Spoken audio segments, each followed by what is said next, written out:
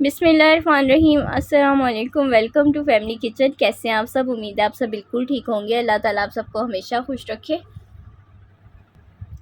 अल्लाह ताला आपकी तमाम ख्वाहिशात को पूरा करे।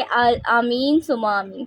आज मैं आपको बताऊंगी दही जमाने का तरीका। दही जो है वो घर में जमानी चाहिए। घर में दही बहुत अच्छे से जम जाती है, फ्रेश, बिल्कुल अच्छी ताज़ा दही, और बहुत ही मज़े की लगती है घर में जमी हुई दही बाहर की निस्बत। बाहर तो हमें नहीं पता कि किस तरह से वो लोग दही जमाते हैं, कोई केमिकल यूज़ करें या ऐसे ही। तो आप अपने घर में ही दही जमाएं। बहुत आसान तरीका है दही जमाने का। तो आज मैं आपको दही जमाना सिखाऊंगी। चलिए जी, फिर हम इसके लिए करते हैं स्टार्ट। 1/2 लीटर दूध ले लिया हमने और इसे हम बॉईल करेंगे।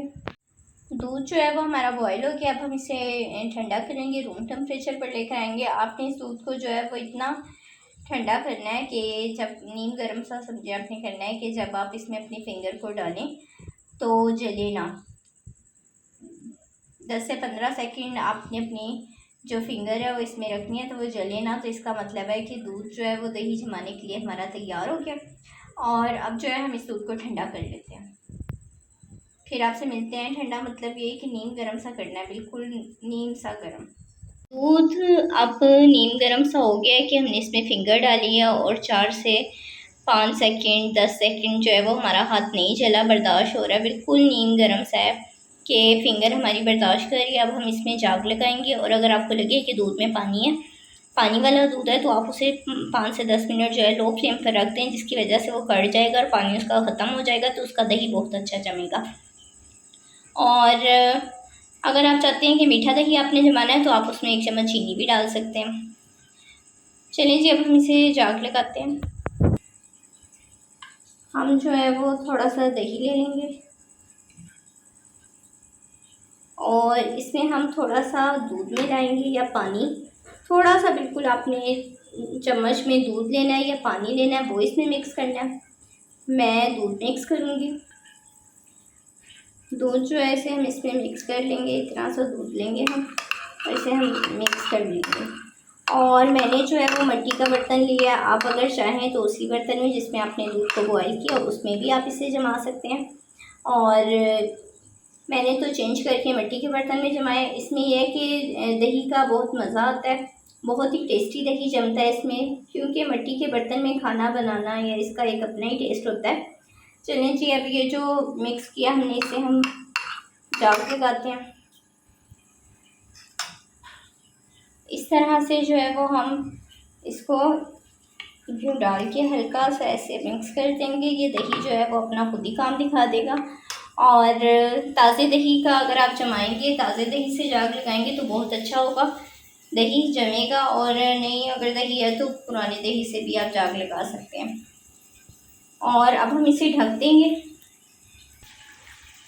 और इसके ऊपर कोई कपड़ा दे देंगे, और इसके ऊपर कोई वज़न वाली चीज़ हम रख देंगे। हमने कपड़े से ढक दिया और इसके ऊपर वज़न रख दिया। और अब 6 घंटे के बाद दही तकरीबन जम जाएगा और फिर 2 घंटे से फ्रिज में रखेंगे। फिर हम आपको दिखाएंगे हमारा दही कैसा जमा। चलें जी, अब जब दही जमेगा फिर आपसे मिलते हैं। देखिए जी, दही जो है वो जम चुका है हमारा और इतना अच्छे से जमा है कि हिलाने से भी जो है वो टूट नहीं रहा है। और पानी बिल्कुल भी नहीं आया दही जमने के बाद, क्योंकि दूध में पानी भी नहीं था। और अच्छी तरह से मैंने आपको बताया कि अगर दूध में पानी हो तो 5 से 7 मिनट के लिए उसे लो फ्लेम पर रखेंगे तो पानी जो है वो खुश्क हो जाएगा। और जैसे थोड़ा सा कट जाता है दूध इस तरह से। और एक बात मैं आपको बताना भूल गई कि जब हमने दही को जाग लगाना है दूध को, तो हमने जो है वो दूध को अच्छी तरह से फेंटना है। इससे ये होता है कि दही जब जमता है तो ऊपर मोटी मलाई आती है। मैं ये आपको बताना भूल गई, मैंने फेंटा था लेकिन बता नहीं सकी आपको। ये जो है वो बहुत अच्छा जमा है। मेरे हस्बैंड आपको निकाल के दिखाते हैं कि कैसा जमा है दही। आप लोग इसे बनाएं, दही जमाएं और दही भल्ले बनाएं उसके, और सहरी में खाएं ताज़ा दही। देखें जी किस तरह से सही जम गया है दही। तस्वीर की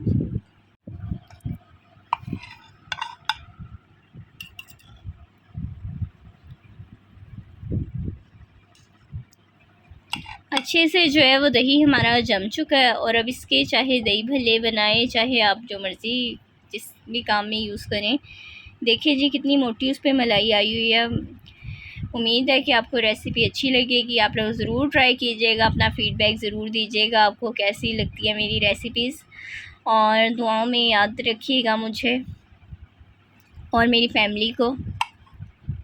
چینل کو لائک شیئر اینڈ سبسکرائب کیجیے گا.